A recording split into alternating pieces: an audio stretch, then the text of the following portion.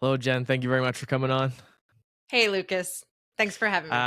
No, it's absolutely my pleasure. I usually stray from cults, but yours, I've been going through a lot. I've been a part of just kind of participating in kind of all not your activities, but kind of the readings and stuff that you've been going through with your Cult of Pedagogy program. I guess my first question would be: you were a teacher. I'm not really sure for how long, but you hmm exit the profession. hmm Why the inclination to kind of stick with education, and like what did you feel was missing when you started? When I started teaching, you mean? Or No, when I I'd say like your started Cult doing of what I'm doing? Pedagogy. Okay. Yeah. Yeah. So yes, I was a middle school language arts teacher. I taught in the greater DC area for Classic. a couple of years. Yeah. Hmm. I taught in Silver Spring, Maryland at White Oak Middle School for a couple of years. And then I moved to where I am now, which is Bowling Green, Kentucky. And I taught another bunch of years here, kind of the same thing, middle school English. Hmm.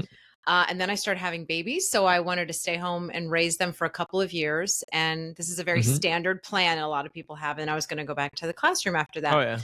So during Yeah. the years that my three kids were little, I got hired by a local university to teach pre-service teachers based on the fact that I had national board certification. I didn't have a doctorate or anything like that, but they Oh, were okay. they were hiring us So just what to is the teach sorry? like What is the methods national board classes. certification? It's Okay, sort but of so what is the the national board? I've never even heard of that. I've heard of it, but the National Board for Professional Teaching Standards, NBPTS. It is a huge getting national board certified is a process in which you sort of it's harder than a master's degree is what many people say, and it's sort of the most advanced okay. certification you can get as a teacher outside of like going and getting a PhD, because national board certification really focuses Hmm. on your work as a classroom teacher. You have to submit portfolios. You've got to do a lot of writing about your teaching, um, and sort of prove that you do a certain set of things. They have this, big list of standards that accomplished teachers do, and they are. I actually wrote a blog post about it that I can send you a link to if you want to share that in the show notes about the process and why I think it's Absolutely. worth it. Yeah. Because my strongest memory of going through it, and a lot of people will do the process for a year, which is it's a lot of like pulling together like evidence from your teaching and writing about it. But a lot of people do not certify the first time. I think the statistic is maybe about 40% get it on the first try. And some people take 2 and 3 attempts Wow. to get it. Yeah. And I remember calling sort of my Hmm. mentor Wow. at one point, getting super stressed, and I was just like, "These standards are ridiculous. They're so hard. Like I'm not doing all of these things." And she said, "Well, yeah, they are hard." She's like, "You have to get better." She said, "You have to get better." And I was like, "Oh my god." She said, "No one's doing all of these things all the time," but That's yeah. she didn't coddle me, but she was just like, "Yeah, I mean, the only answer to that is to get Hmm. better." So anyway, it's an incredibly valuable process. Anytime you see anyone with the letters NBCT after their name, that's what that means, National Board Certified Teacher. Oh, And it's okay. anyone who's been through the process has a Interesting. lot of respect for people that have gotten that certification, because it's hard, but it really helps you to So what are some identify of what the you can do as a teacher, like helps you to clarify sort of like why you do what you do. did you have like a specific time when you were going through it? You're just like, holy shit! Like I'd never hmm even heard of this one thing, or what was kind of like, what are the things that would be okay? I've been teaching for like maybe 5, 6 years. I'm feeling pretty good, but what would be the hmm shockers of that? The shockers, you mean like when I was teaching, are we off national boards now? Or is that So part of no, what no, no. you're Like I'm asking? thinking, like you said, that some of the Yeah. standards, some of the standards were like so hard to reach. So like, what were those standards that were you just like, I had never even considered this, or It was the so here's an example. They would say teachers get to know all of their students and students' individual needs, and modify their lesson plans in order to meet every student's needs. And you're just like, I can't. I mean, that's the Mhm. goal of differentiation, but Yeah. it's like, I don't do that Mhm. all the time. Or it says, that you get to know every single student pretty well so that you understand, their families and their personalities, and you have to provide evidence that you're doing this. And it's like, there's no time for this. And so it's Mhm. sort of an ideal, and no one is doing all of these things all the time because we don't have time. No. Yeah. However, you have a better understanding of what the goal is anyway, if you really were doing everything all the time. So there isn't anything about it that's like, oh my gosh, that Interesting. thing is so weird and esoteric. It's sort of things that we already kind of know as teachers, but it's just really to the nth degree. Yeah, the idealization versus reality is definitely it humbles you as you start going Yes. through, where you're just like, you could literally work 19 and a half hours a day and still be like, oh, I still have this other to-do list to do for Tuesday. Like, it can be overwhelming. And so I guess for yourself, you kind of get hired into that course, you start teaching it. Like, what was outside of the classroom like giving you that being in it did not? Well, I can explain to you why I didn't go back. Because that was, when I started teaching at the university, I thought, oh, I really like this. I really like working with teachers. And I was sort of thinking, well, I could either go back to the classroom full time, which became less and less attractive because I realized that when I was an English teacher and didn't have kids, I was bringing home 3-4 hours of work every day after school. And I thought, I don't know how I'm going to be a mother to these kids and still put in the amount of time I used to put in before I had them. And so other kinds of work started to look more attractive anyway. And so I was teaching these pre-service teachers and looking at, do I want to try to get a doctorate and really do this and be like a college professor or whatever. And then I had to take a class in technology just to keep my teaching credentials. And I learned how to make a blog. And then at the same time, they told us as supervisors of student teachers, they said, you're no longer going to be able to meet with them weekly anymore. We need them in the classroom. So all the stuff that I was normally teaching my student teachers in class, I had to figure out a way to teach it to them without meeting in person. So I learned how to do screencast videos. And this was 2011. And I was just like, this is so cool. This technology is so cool. So I just kind of got the technology bug.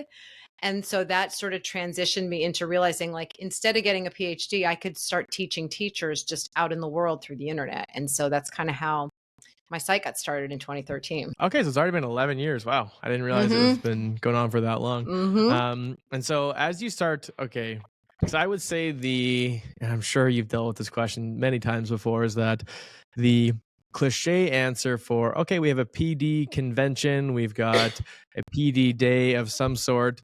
There's sessions that are put on, but and I'm not speaking for myself here. I'm saying, like, generally what you hear is, oh, nothing here helped me today. So I guess what has kind of been your goal of how to develop teachers? The classic one. Well, here's the thing, and this is it's crazy. That's still a hard question. It's funny, but and the thing is, I think a lot of it is just, we talk a lot to each other about differentiating for our students. But one of the problems that we have with PD is that it's generally not differentiated for teachers. It's just, we're going to give everybody the same presentation and hope that you all get something out of it. And maybe a few people do. But I really think that if everybody could have their own customized path of professional development, I think if you ask most teachers, they will be able to tell you, I need to work on this and this and that. And if I only had the time and the resources and maybe the mentoring to do that, I would be able to do that. I mean, I know that I learned so much from just going into other teachers' classrooms and sitting in the back of the room and watching them teach. And that was such good professional development. And then videotaping myself and analyze, which is also part of the national board's process, is videotaping yourself teaching and then analyzing it. And so that also is really helpful. But a lot of times this broad brush generalized PD, which I have to admit, I get hired by schools to come in and speak to their whole school. Yeah. And I really try to make it relevant to everybody, but but the more customized we can make it, the better it would be. 100%. And so, like, let's just say I say, okay, Jen, like, I would love for you to come and talk to my school. Or what are some things where you're like, what are the questions you are asking yourself of, like, what to communicate? And I guess what PD exists that does work for all teachers? Well, when The stuff that I have tried to develop, I try to make it as general as possible. So I Mhm, do a whole big thing on cultivating a healthy classroom climate. And so that any teacher can learn some stuff about mhm, that, about building and fostering the relationships mhm, with your students, between them, making sure that the classroom feels safe so that they take risks. That's a topic that everybody mhm, can learn something from. I'm developing right now an online mhm, course just on lesson design, just on really taking an objective, breaking it down, and choosing, learning activities that your kids are actually going to learn from, and then how to measure it. Um, mhm, but I also think that, unless you are with your peers who do the same kind of teaching that you do and work with the same kids, there's going to always be a limit to what you can do. And also, mhm, I can, as a provider of PD, I can put the information out there, but unless I can sit in the teacher's classroom and watch them implement it or look over their shoulder as they're putting materials together, I'll never know if they actually get it. It's the same way with our students. If we just stood there and lectured and we never went over to see what they were doing or talked to them, we would have no idea if they were really getting it or not. And that requires more one-on-one stuff, which is why instructional coaches are great. Anybody who supervises and works directly with mhm, teachers, that's where you're going to get the really big growth. mhm. And I've even noticed, like, only it's been a weird, or actually a great opportunity for myself, because my first, like I said, I've been kind of teaching for 4 years, but actually full time in the classroom 'cause I subbed for a couple of years. Hmm. Um, where I in a high school teaching a semester, 4 blocks a day, and I'm teaching the kind of the same courses each semester. Like, it's Hmm. always like a different form of social studies each time. And I find every time that I go back through like my slideshows or my activities, I'm always tinkering with things. Like, I'm always kind Yes. of like changing things around, even though I've done like a similar one once or twice. And I Hmm. think that's really where you start to, not saying like I've mastered anything, but you start to actually like, you always see holes in what you've done previously. But Absolutely. I also find it alarming how easy it could be to continually do the same thing over and over. So Yes. I think even for my district here, and I don't know if this goes into, like, I know like one of the things that you talk about with like your platform is education reform. And I would say one of the things that my district did, which I liked, was that, and I don't know if this is the norm everywhere. So let's just say, for example, with my district, because I know, like I told you before previously, like I'm moving to New Brunswick in Canada, Hmm. where I noticed, like, because of who I am as a person, I looked through their calendar for last year to kind of just do a comparison. Like, how does my district kind of compare just from like a kind of top down level of how they organize their year? Hmm. And I noticed they probably had 5 or 6 PD days throughout the year Yeah. in like the place where I am moving. And Hmm. here we have 18 in a Oh, year. wow. So there's so many. And but like the PLF days now, I've been told different reasons as to why, and I don't really know why, because I think we also live in a very um like shift working town as well. Like, we are Hmm. literally in the oil fields up here. Yeah.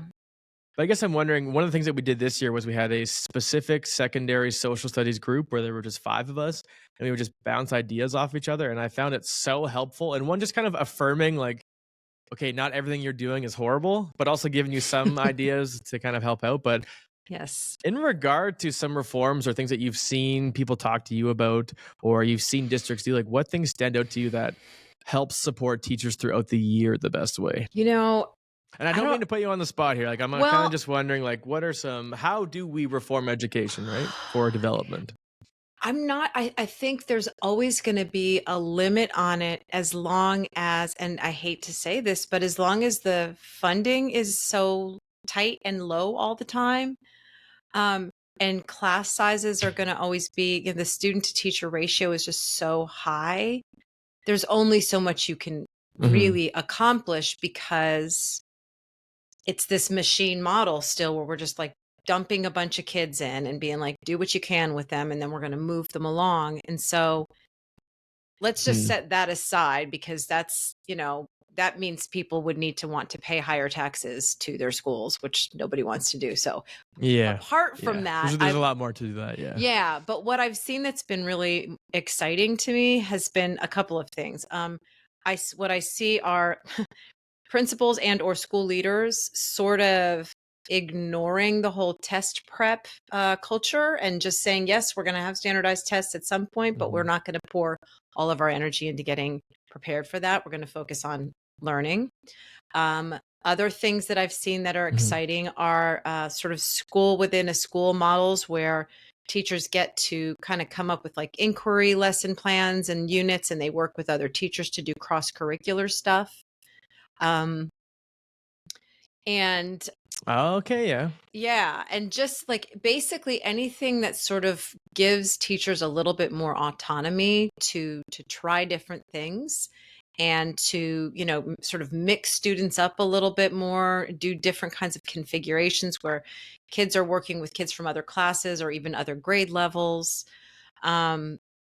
It's the thing is, I really don't think it's just one thing. I think that in a school where the relationships are good between the adults and between the students, and then between the adults and the students, where everybody is sort of like kind to each other and encouraging, and it isn't a toxic environment, you can get so much further. Because I've worked in places where the people are well trained and very smart, but the relationships have broken down to such an extent that all the collaboration has stopped, and people aren't doing that thing where they bounce ideas off each other anymore.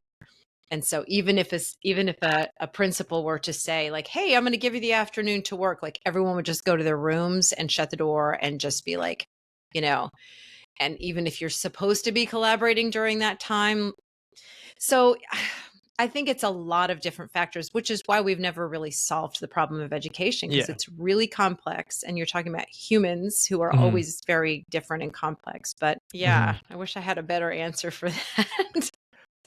And honestly, like, this is, I think what intrigues me is like, even someone who's had like so many conversations, and like even anyone who's a teacher is usually involved in these conversations one way or another, either in the staff room or on social media of some sort. And it just seems like it's always so difficult to kind of push forward. Like no one really, like, there's a lot of ideas of how to improve things. Cause I even remember one time you had an article I read where I think you like apologized. And I think this was like 2 years ago. And you said someone had messaged you being My like, sister. this makes me feel like such a horrible teacher seeing. Yeah. This is my sister. I don't know if I actually said that it was my sister in the article. I think I said it's somebody I know, but yeah, it's my sister. Okay. She's my like kind of sometimes my worst audience, because she'll just be like, yeah, you make me feel like crap sometimes. Yeah. And I like won't even like listen to your podcast sometimes because you're just like, try this, do this. This is going to be great. And she's just like, I can't. Yeah. Stop telling me I'm doing everything wrong, which is never what I'm really saying. Yeah. Even if I am, sometimes I say stuff that sounds like you're doing it wrong. But what I actually mean is, you're doing this wrong. It's not your fault. Try this. It's going to make it so much easier. It's never just without a solution. It's never just like, oh, you're screwing this up. You know, you're terrible. But I do think that the profession is designed right now, the way we do it anyway in North America, is we keep everybody separated, and teachers just don't ever get enough positive feedback. Our kids aren't generally going to tell us, especially if you teach anybody older than 11, they're not going to tell you, you know, you're doing such a great job. That was a really engaging lesson, Mr. Clark. Like no one's saying that to you, you know? Yeah. And so, and your colleagues aren't generally saying it because they're busy, right? So, you know, unlike so many other jobs where you actually get like annual reviews and feedback, you know, teachers generally don't associate observations as a fun, positive experience. So yeah, we need a lot more. The article you're talking about was called "Your Teachers Need a Win," and it was basically saying to district administrators and school leaders, even if you can't give your teachers a raise, even if you can't like change their class load or whatever, what you can do is start to notice the specific things that they're doing well and say that to them, instead of just like, teachers, I appreciate all of you. You're all doing a great job. I got an email once, and this is not a flex by any means. My principal reached out to me. I think it was in my first year back in the day. This was last year. We had gone through like a terrible flu, not COVID, obviously. And I didn't get sick. And I remember I got like we were having trouble with sub coverage, and he just sent me an email. He's like, "I really appreciate that you haven't had to take a sick day yet. Thank you." I was like, "Hey, you know what? Anything positive is good." Exactly. And But I there's even something like about just being talking about noticed. the yeah. I was like, "Oh, I Mhm. appreciate that. I appreciate Mhm. you." But I even like, for the article I brought up there about the it wasn't even that it was there's so much that you're making me feel not like you are like to make it feel like a bad teacher. It's Mhm. almost, especially in social studies, I find there's almost a fear of missing out. Of Mm. oh, I'm doing this fun activity, or I'm doing this fun lesson, or this cool video, but there's so much more out there I could be doing, which is something I did not expect to be the case. Yeah. But so what triggered the sigh there? Because I think that's so true. I mean, that's one of the reasons why, I could be off doing some other job, but this is never gonna not be like fascinating as a subject to me Mhm. because you really could always be getting better. If you take social studies, for example, you could be working on your pedagogy. You could be working on your relationships with your students. You could be working on how well your classroom is laid out and designed. You could also just be learning more history. If you're going to be a social studies teacher, there's probably all these Yeah, pockets of all of the history that has ever happened. My gosh, what pressure that you it's too probably many pockets. you tell people you're a history teacher, then they're going to immediately probably start quizzing you. Or if you admit to not knowing something, it's Yeah. like, what? You're a teacher? And it's like, do you know how much history there is out? Yeah. I Yeah. know, I'm like, it's almost I always say to the students, I'm like, it's almost impressive how much I don't know. It's kind of my Yeah. whole philosophy. It's like it's Yeah. there's just so much out there. Like obviously I do my best, but um yeah, so and I even not I guess this is maybe even me asking for advice, and I'm sure there's lots of people in my position because I guess first off, how long would you recommend a teacher on average? I know everyone's different. Wait to do their masters. Oh, that's a good Like question. how many years of education You roughly? know, Like it's why funny. wait? Why the need to wait? I think why wait? Because, master's programs vary so much. There's so many different kinds of masters, and you can do like the quick Mhm. online version or whatever.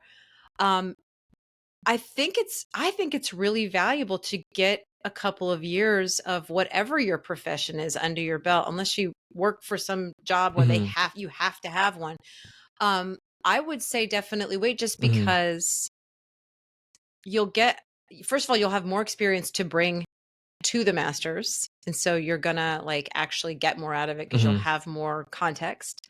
And also you will have a better Mhm. understanding of uh, what kind of a master's degree do I want to get and what is that going to do for me? I think the people that just go Yeah. straight through are just like, whatever, what program is easiest? What's quickest? What is everybody else doing? And that's fine. But you could probably have a better experience if you like have a little bit more of a clear reason for I'm choosing this.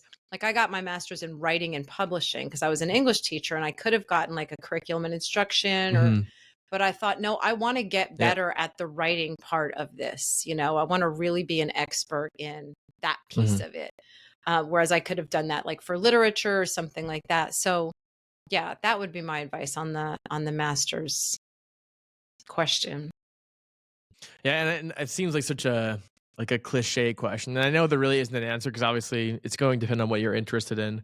But everyone's always said like don't get it too soon because honestly, a lot of places are now starting to incentivize just getting it. So that Yeah. almost kind of gives you like, okay, well, there's a weird kind of back and forth of do I get it because then I just like get a higher salary later, or do you just or do you Yeah. wait for inspiration kind of thing? I don't know. I feel like Mhm. there's such a back and forth, but um kind of the subsequent part to that is obviously like we know so I was actually talking to a teacher literally for our conversation that why do you think education and teachers have become progressively more undervalued in the past 10 years? I mean, the media in general is pretty anti-teacher, or some segments of the media are very anti-teacher. Sorry, I've got some background noise going.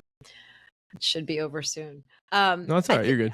okay. I just think that because again, this same person, my sister says that all the time, like people don't value teachers. But I think if you ask individual people, Here's this Hmm. perfect example, and you may have heard of this study before. They've done studies like this before where they ask a person, what do you think about the state of education in your country? And they'll be like, it's terrible. These teachers, this and that, and schools are awful and everything's in decline. And then they will say, what do you think about the schools in your town? Many, many more people will say, oh, our schools are great. Our teachers are great. My kids' teachers are great. And it's dramatic, the difference and also the consistency. And so I think that when we talk about people in the abstract and teachers in the abstract, people can just be very negative, but it's like, oh, well, the ones that I know are actually really good. So Hmm. I think that's just, I think if I were in the classroom and I were hearing these things, I would probably do whatever I could to just shut out that noise, because what really matters is the relationship that you have with the community that you serve, and your own colleagues and your own leadership. If you're feeling devalued by those people, that's a bigger problem. And I also just think that, there's going to be the perennial problem of just like bad salaries, way too many kids to take care of. And that's a way Yeah. of showing you that you're not valued too, that it's just like, here's more work that you can do on top of all the work that you're already doing. But I Well, also and think that, that's teachers can band together and change that stuff. Um, and they have. It's just, that's more work. yeah. Well, it's just been weird to me because, like I said, only like 2 years full, 4 years subbing.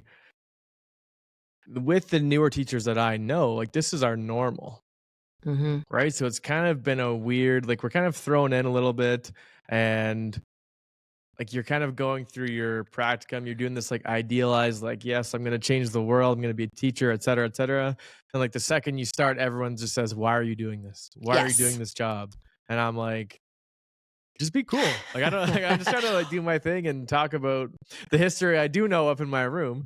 Who's Um, saying that to but I you have though? found, even for myself personally, Is it well, other it's teachers it's a or fair is it? question. It's other teachers, and like, and really even myself, for my own personal situation. Like my wife and I are both teachers, Mm-hmm. and for the most part, like we enjoy it. And to me, it's, I think it can be influenced at like the teacher level because I've never worked any other job, so I don't Mm-hmm. really know as a career level full time. So every job's going to kind of have its issues, and the issues in this one I Yes. kind of don't mind dealing with. So I don't know, to Yes. me it doesn't seem that, like, it seems fun, like there's always like a lane, like I can find a blog like yours, and then I can find a blog like someone else's and get two different things, but it's both interesting to me. So I don't know, I just don't really see the contestation as much. Obviously everyone wants a little bit more change in their pocket, but like, I don't know, it doesn't seem to be all end all. But even for the teacher shortage, because I've asked people in my district, like who are kind of in the superintendent level, et cetera, Mm-hmm. saying like, okay, one, like we kind of understand there's a teacher shortage now, but I guess how does that end up becoming, like, when does that become a crisis? And I guess what things have you kind of come across about, because it's weird that individually teaching is valued and encouraged, but systemically it's devalued and discouraged, where there's programs here now trying to like pump people out and get education degrees in shorter periods of time. So Yeah. it's the obvious broad question, but I guess what's kind of driving the shortage now, and what are kind of the easy fixes, if there are any, in the short term to kind of like bring this back? What This is an easy question for I you. know. I did a How do we change the podcast. world, I Jim? know, right? I did a podcast a couple of years ago, sort of like between COVID and now, and it was as the teacher like exodus was really starting to kick in. And I think it's just called like why teachers are leaving and Mhm. why some stay. And I just literally interviewed a few people that had just recently left the classroom to see if I could get it down to a granular level of it. What was your story? Um, and in a lot of cases, because I think people outside of education always think, oh, it's just because the money, the salary is that bad. But no teacher goes into this for the money. And so a lot of teachers don't leave because of the money too. In a lot No. of cases, they felt disrespected by their, we're just talking about how if you're feeling that way about your own community, and it wasn't necessarily like public opinion, but it was like one teacher, I remember a few of them were talking about how they were being forced to go back into the classroom when they didn't feel like it was safe yet because of where we were with COVID. And they felt Mhm. like they were being told like, suck it up or quit. This is just, they were personally not feeling like enough precautions were being put into place. in other cases that, teachers got sort of like jerked around when it came to like, you were teaching this, but now we're going to move you here. And I think it's a lot of those kinds of things that, adults in any job end up leaving those jobs because of the personalities and decisions of leadership that aren't necessarily about. I mean, I've heard some people say that they're leaving because of the kids, but I don't know. When I ask a lot of teachers are saying, no, the kids are mostly fine. I mean, COVID messed them up a little bit and they got a little bit, but I think in terms of there's like a bit more vaping, a bit less fear, but but I mean, I was a teenager in the 80s. We were awful. I mean, people were like chugging beers in parking lots and like, I mean, it was just different substances, but everybody was, I mean, anyway. But I really think it's down to, not. And here's the thing, again, if we only have so much money, right, in terms of paying people well and giving them workloads that are not too much, one thing that school leaders can be doing is looking at everything that's in the backpack of a teacher. And instead of adding more stuff, look at what you can take out. And I think there's a lot more stuff that we can take off of teachers' plates that we've just heaped onto them because it's just how we've always done things. But I don't know. I mean, new initiatives sometimes, I think before a school runs into like, we're going to change everything and we're going to do this year and it's going to be all different and you're going to have to do all this work to get up to speed. Somebody somewhere could be putting on the brakes and saying, why don't we wait a year? Let's think about this. Everybody's doing all right now. Let's not mess everybody up, because that kind of stuff drains what you have are already very drained people.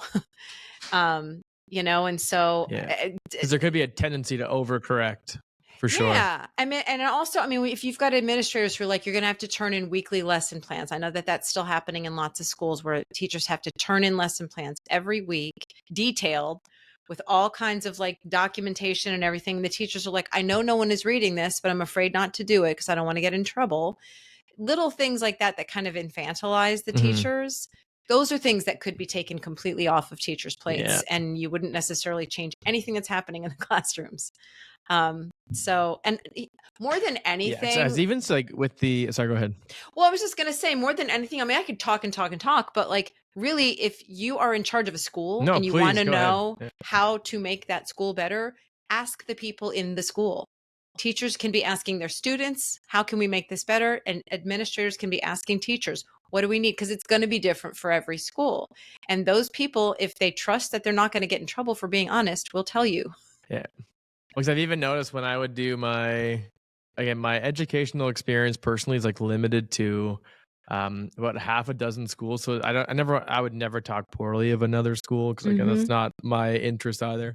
But it is interesting how you can almost sense how different schools are, and they can just be across the parking lot from each other. Yes. Like the actual like culture within a school, and like it's so alarming. Like you feel it when you walk in almost.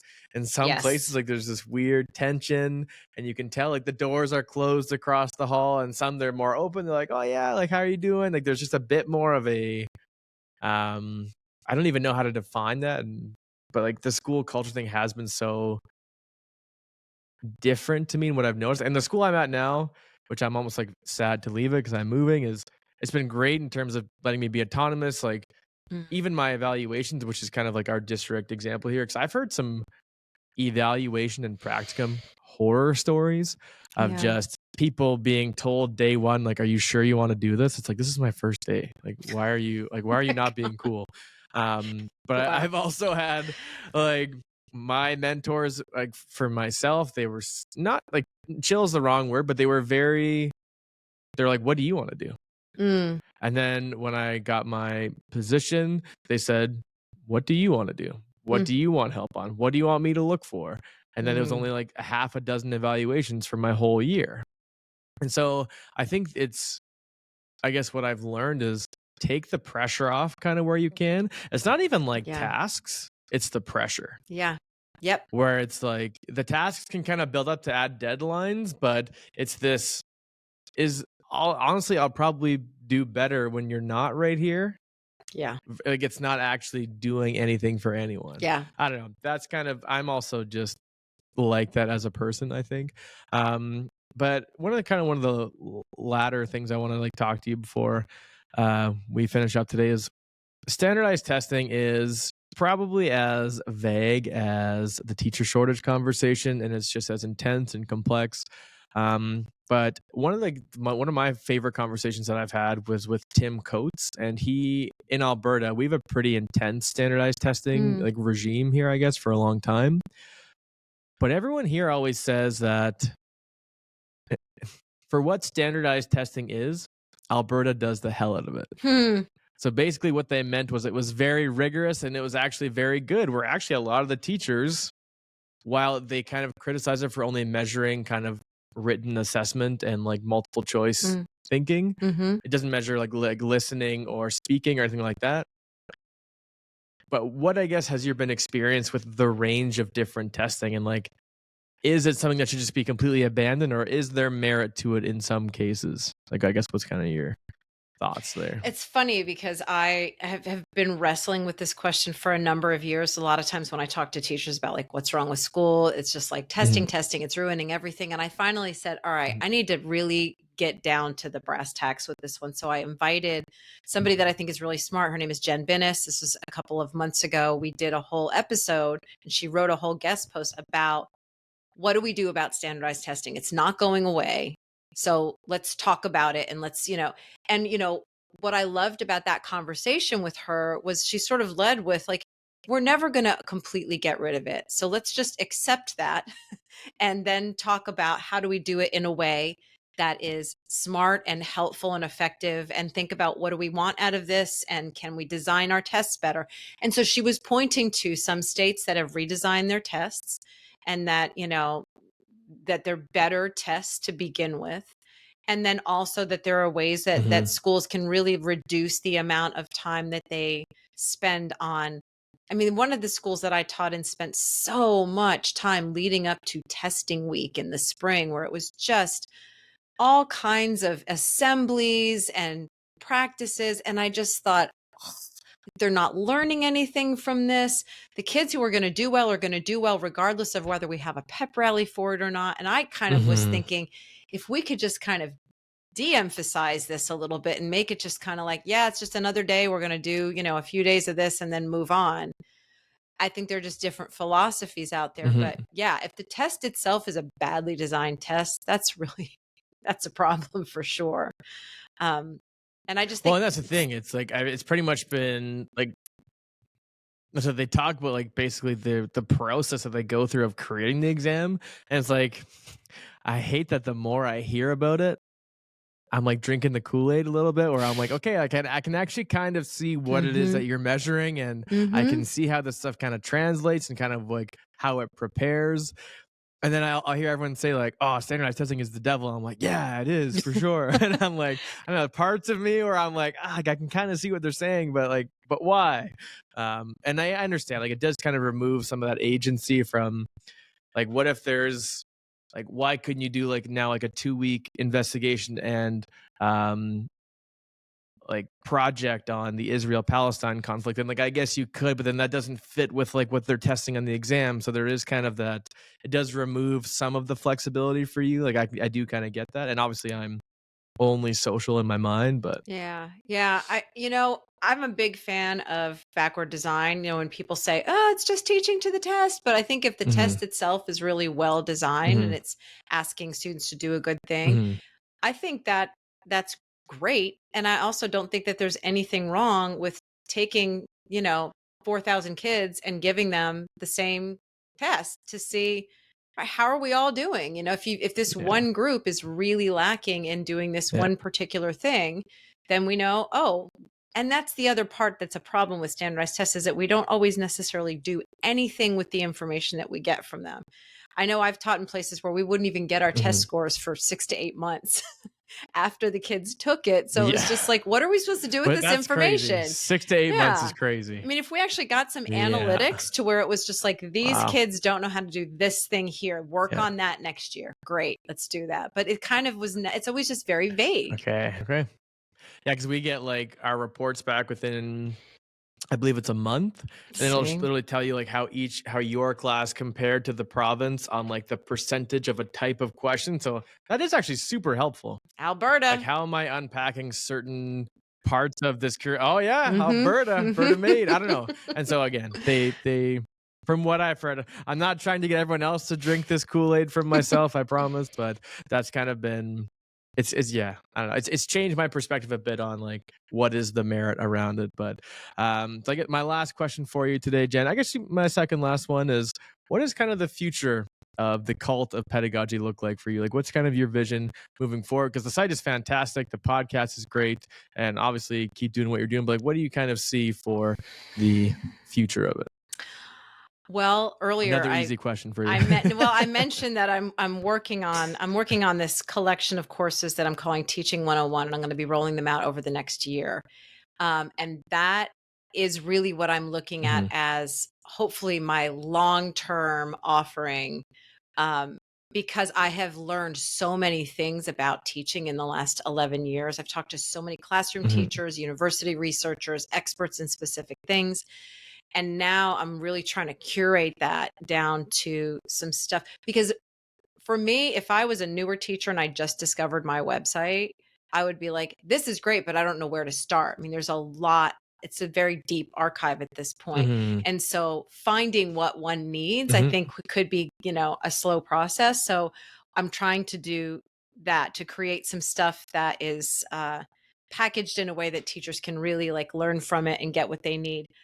Also, once I'm done with that, I'm hoping to write a couple of books, because what I do know is that I'm not going to Absolutely. be alive forever, and my Please do. site is not going to be alive forever. So I have to start to, shape some of the Mhm. stuff that I've learned into things that can sort of live on beyond the time that site. And I'm Mhm. also, I'll tell you this in confidence, but we're on a podcast. So it's not really in confidence, but I am Yeah. very, very quietly, and I'm looking for a successor or a team of successors. I'm planning on doing this for at least Hmm. another 10 years, but I know I can't do it forever. So the choice then would be Yeah, yeah. close the site or hand it off to some very competent Absolutely. people who can continue doing the same thing. So that's sort of my dual thing, is create some stuff that can live beyond the site, and then also keep an eye Mhm. out for people that might like to take it over for me someday when I'm retired. Beautiful. That Yeah. sounds awesome. Yeah, because again, you could also, again, even if you did something like that, like you could still obviously be a part of it and kind of do your own thing. But Could be like the my queen. last I'd be a question for you is figurehead. kind of the one I Just stand there and wave in the I can background. see a title there. I'm I can see still it here. coming. That would be the name. Hmm. So, all right, my last question for you is, it's how I finish off all my podcasts, and obviously might be, I think it relates to anyone, but it's, education is what remains once we forget everything that we learned in school. What is it that you want people to take away from their work with you specifically that they won't get from anyone else? Another easy one for you. I'm not going to say this eloquently, but I have like an idea that's sort of shaped in my No, that's head. fine. Um, I think when it comes down to it, what's beautiful about the work of teachers, of anybody in education, is that we get to go into rooms with other humans and have this very sort of intimate, personal human experience with them. And so it's so much more than whatever concept we happen to be teaching. We're modeling for them how to be human, how to relate to other people. We are making them feel whatever way we make them feel in that room. We're shaping their identities. We're doing so much. And so I hope that I convey that message to people, that beyond any kind of technique or technology or whatever, what it really comes down to is those human interactions that we have with the people, in our classrooms, and the other people that teach in our buildings. That, you and I've talked already so much just about the culture of a building and how much of an impact that has. We all get spit out of the school at the end of the day and go on to our own lives. And so much of that human interaction influences how we go out into the world. And so, you know, we need to make it good. We need to make it solid and high quality and have integrity and be good people to each other. Beautiful. Thank you so much for coming on today, Jen. Very much appreciate it. Thank you.